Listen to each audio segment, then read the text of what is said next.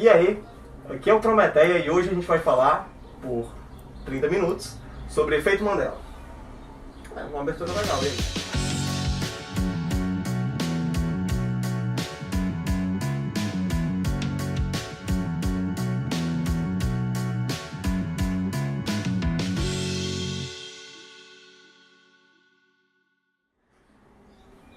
E aí, Daniel? E aí? O que é o efeito Mandela?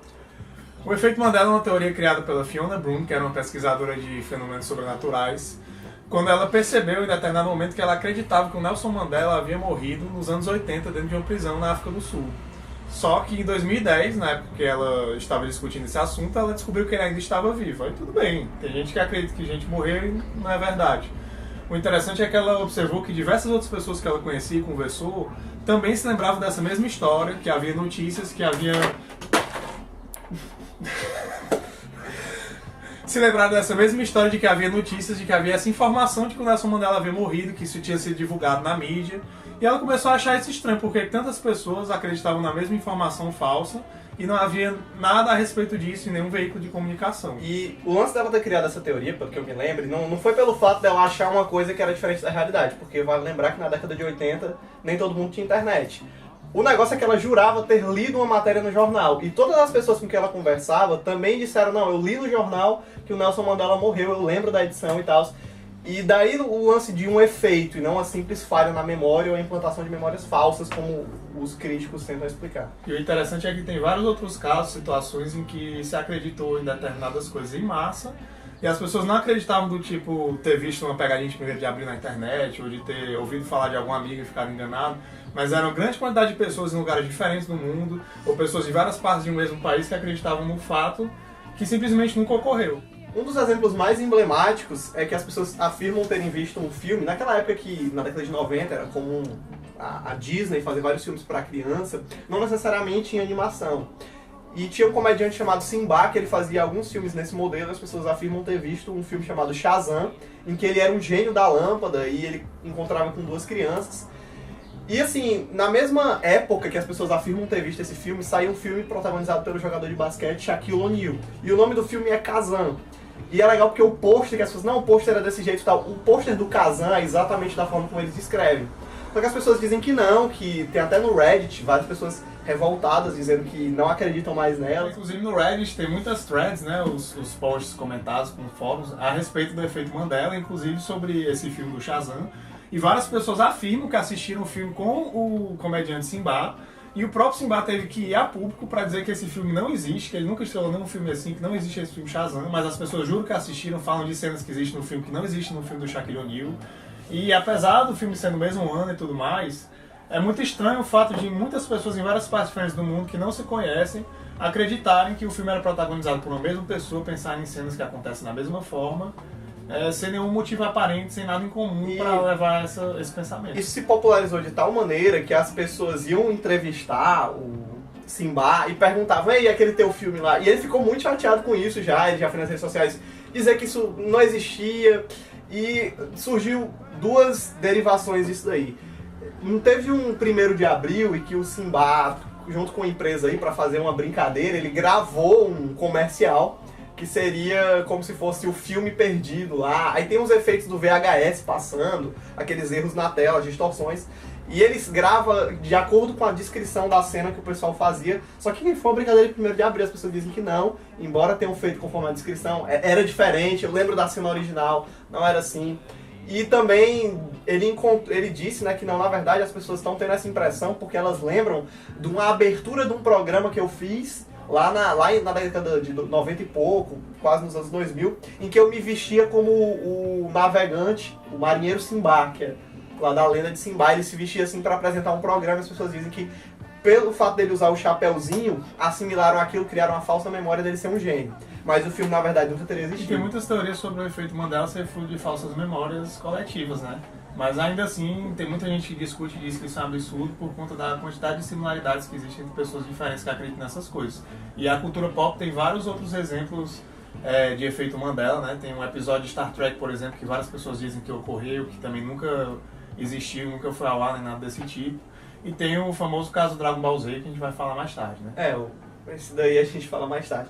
E assim, os críticos eles afirmam muito que... Eles afirmam duas coisas. Primeiro que isso é fruto de uma falsa memória, só que entra o questionamento pelo fato de ser uma falsa memória coletiva, que é ainda mais difícil. Então, os mais teóricos chegaram ao consenso de que uma possível explicação para o efeito Mandela seria o fato de que as pessoas, elas adquirem a mesma experiência, a sensação de ter tido uma experiência com base num evento em comum. E aí entra o lance do Shaquille ter apresentado um programa para as crianças lá na década de 90 e teria feito um grande grupo ter a mesma sensação de assimilar vários elementos de sua época e criar aquela falsa memória em conjunto. Só que ainda assim é tudo muito estranho. É como se você acordasse um dia e você chegasse para os seus amigos e familiares e dissesse: ei, sabe aquele filme que a gente via quando era criança, que tinha umas formiguinhas pequenas, azuis, que falavam? Aí alguém se virasse e dissesse: ah, eu sei aquele filme Ants, mas as formigas eram laranjas. Aí, não é Ants, não, é aquele Vida de Inseto. Não, esse filme não existiu, na verdade você está confundindo. É mais ou menos essa sensação que as pessoas Você comparam. não, eu comprei esse filme, assisti. Eu tinha o DVD, eu emprestei pra alguém, nunca me devolveu. Então baixa na internet e me mostra. Não tem, não acho na internet. Essa é a sensação desse pessoal, basicamente. Eles não encontram um filme que eles afirmam ter visto. E aí é que entra a maior loucura. Que existem teorias de que isso aí é tudo fruto da existência de múltiplas linhas do tempo ou de mais de um universo paralelo em que existem coisas semelhantes, mas diferentes em relação ao nosso mundo atual e que por isso essas pessoas receberiam essas informações, digamos assim, através de uma linha do tempo que se destruiu ou que foi modificada e passou a ser diferente. E é como se elas ainda incorporassem memórias de uma outra linha do tempo ou de um outro universo. E é obviamente que isso não existe absolutamente nenhuma comprovação, a maioria das pessoas não acredita nisso, mas é no mínimo curioso que existe esse tipo de memória. Eu acho que a gente deveria fazer um vídeo depois sobre as linhas do tempo, em que a gente ia falar, tentar resenhar um pouco mais sobre isso. Faremos! Era como se num mundo paralelo, fosse o Looney Tunes, acontecesse algum evento que mudasse toda a linha do tempo e no escritório de patente registrassem Looney Tunes com ONS, mas as pessoas que possuem eventos, resquícios de memórias em outra linha do tempo ainda mantivessem. O que é bem estranho, mas... Ou seja, existem infinitos universos, e um deles existe o Looney Tunes e no outro Looney Tunes. Essa e é a diferença desses dois universos. E existem pessoas com memória do universo. São que os teóricos da conspiração afirmam. Outros dizem que a gente vive numa simulação de computador, que nem uma Matrix, né? Que nem aquele episódio lá de Rick e Morty, mas...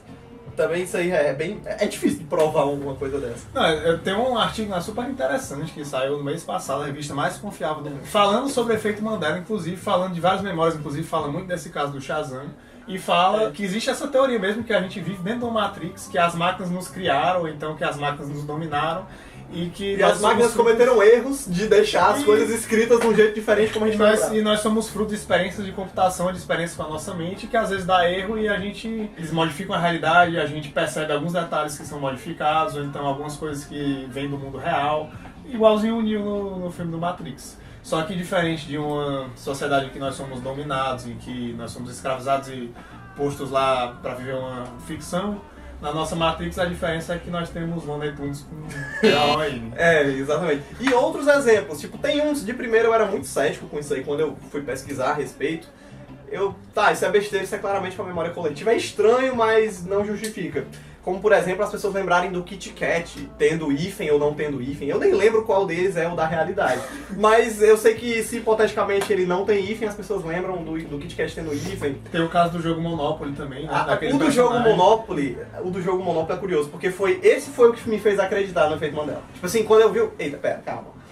Você que tá ouvindo aí, descreva pra mim, se você já jogou o Banco Imobiliário com a família, ou se você já teve acesso ao jogo original, que é o próprio Monopoly, como você descreveria o mascote do Monopoly, do Banco Imobiliário, chamado Rich Uncle Pennybags? É o nome dele, assim, eu também descobri depois. Dá pausa no vídeo e pensa rapidinho em como você escreveria o Rich Uncle Pennybags, aquele cara lá que usa terno, pronto. Pois é, provavelmente na sua descrição você pensou num cara careca, de bigode branco, o bigode dele é muito icônico, o bigode dele, uma cartola, talvez uma mala de dinheiro, mas o que geralmente as pessoas em comum pensam é que ele usa um monóculo. Eu pensava que ele usava um monóculo, todo mundo lembra dele usando um monóculo, a pessoa que tá na câmera tava na sua cabeça dizendo que lembrava dele com monóculo, mas ele nunca usou um monóculo, não é uma coisa atual, tipo, ele não usa um monóculo. Não, desde que ele foi criado na década de 70, se eu não estiver enganado, quando as propagandas ainda eram em preto e branco, que surgiu a ideia de um jogo, Monopoly, ele nunca usou monóculo. E as pessoas dizem, ah não, você tá confundindo com o cara da Pringles. Só que o cara da Pringles tem cabelo, sabe? Tem uma peruquinha. O cara da Pringles é visivelmente diferente e tal. E as pessoas dizem, não, você lembra disso por causa que o nome é Monopoly, então lembra de monóculo. Só que não... Primeiro, isso não explica exatamente. E segundo, tem vários idiomas em que essas palavras não são similares, Monopoly e monóculo. Até porque Monopoly vem de monopólio, que é a ideia do jogo, é você monopolizar lá todo o mercado. E as pessoas continuam lembrando dele na Alemanha, na França, Reino Unido, Nova Zelândia. Pode pesquisar no Reddit, se tiver duvidando disso. E o Reddit também é uma a melhor fonte da internet, tudo que tem na verdade. Ele é páreo com a super interessante. Tem também o emblemático caso que ocorreu aqui no Brasil do episódio de Dragon Ball Z que foi interrompido. Bom, no caso, esse episódio é muito peculiar porque aconteceu o seguinte, no dia do 11 de setembro, que é um dia que toda a humanidade se lembra, né, pelo atentado que ocorreu em 2001, muitas pessoas que eram mais jovens naquela época, que eram crianças, adolescentes, afirmam que nesse dia ia passar o episódio de Dragon Ball Z em que o Goku se transforma em Super Saiyajin 3, né? Que é um episódio que todo mundo estava esperando, eles diziam que tinham visto anteriormente na TV que ia passar naquele dia. É porque assim, só pra lembrar, o Dragon Ball Z ele sempre mostra no próximo episódio, aí o Goku se transforma em Super Saiyajin 3, o pessoal foi pra aquele dia, chegou do colégio, empolgado, olha, é hoje que o Goku vai se transformar. Pois é, mas o que acontece é que eles falam que eles estavam no meio do episódio, num momento épico e tal, e aí de repente a transmissão é interrompida para as notícias da Globo falando a respeito do atentado que ocorreu no 11 de setembro, né?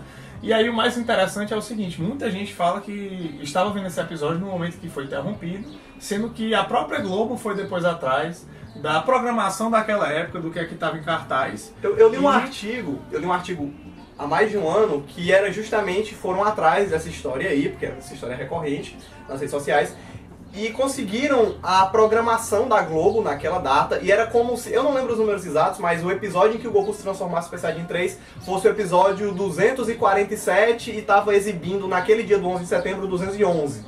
E além disso, o plantão de notícias aconteceu às 11 horas da manhã, enquanto que o desenho animado passava às 9. Era mais ou menos assim, tinha uma diferença de horário e de episódios. Aí eu imaginava, eu desci pros comentários, eu imaginava encontrar várias pessoas dizendo esses caras só querem chamar a atenção e ficam dizendo que lembram disso, mas não, tinha 40 comentários e 39 era dizendo, eu lembro desse dia aí, essa matéria tá errada, o editor tá com teoria da conspiração, na verdade eu tava vendo, eu cheguei no colégio mais cedo, ou então eu não fui pra aula pra ficar vendo isso aí, ou então eu cheguei no colégio e já tava esperando ver o Goku e já tava passando por toda a Globo, e eu fiquei, caramba, o Brasil é misterioso. Interessante pra fechar é que tem um anime chamado Steins Gate que fala sobre viagem no tempo, né? E nesse anime, o personagem, o Hou Kiyoma, ele transita entre várias linhas do tempo. Então ele consegue, através de pequenas mudanças na realidade, mudar para outras linhas do tempo, que a maioria das coisas são iguais, mas tem pequenas diferenças entre alguns acontecimentos na sociedade. E determinadas coisas que ele muda geram uma reação em cadeia que modificam, por exemplo, a forma como a cidade dele funciona, a forma como algum amigo dele age, se ele conhece uma determinada pessoa, por exemplo. Então, é um anime muito interessante porque quando ele volta das linhas do tempo, a gente vai falar mais sobre isso em outro vídeo, a respeito da passagem por linhas do tempo e retenção de memórias, mas ele retém memórias das outras linhas, enquanto que as outras pessoas não retêm. Elas passam a viver como se a vida delas sempre fosse daquele jeito, daquela linha em que ele retornou, que foi modificada. Mas por ele passar por elas e gerar, digamos assim, uma quebra no tempo, modificar mais de uma linha do tempo, mexer com os universos, acontece que alguns amigos dele que ele conhece passam a se lembrar de detalhes que conversaram com ele em outra linha do tempo, em que supostamente eles eram outra pessoa. Eles lembram desses detalhes, eles se tocam quando determinada coisa acontece, e para eles é como se fosse um déjà vu, né? Existe até uma teoria, que obviamente não é muito aceita, de que os déjà vu são memórias de um passado que nunca ocorreu, de uma outra linha do tempo, ou de outras vidas, enfim. E o anime trabalha com essa perspectiva de que alguns déjà vus lá dentro da história são, na verdade, misturas de lembranças de uma linha do tempo com a outra. É basicamente isso que fala que acontece no efeito Mandela, né? Então, e você? O que você acha disso daí? Você lembra do Prometeia sendo escrito com ou sem H? Como você lembra da logo do Prometeia? Ela é azul ou preta? E os dois apresentadores, não se chamavam Daniel e Daniel? Quem é esse cara aqui? Coloca aí nos comentários e tal e divulga esse vídeo, porque tá difícil. Só pra constar, eu não acredito no efeito Mandela, não. Eu acredito, sim. A vida é mais bonita com o efeito Mandela existindo. Ou não. Eu não sei. Eu fui pra pensar. Mas é isso aí. Eu Olha acho só. melhor que não tem ninguém mexendo com a minha mente em outro universo, mas... Falou!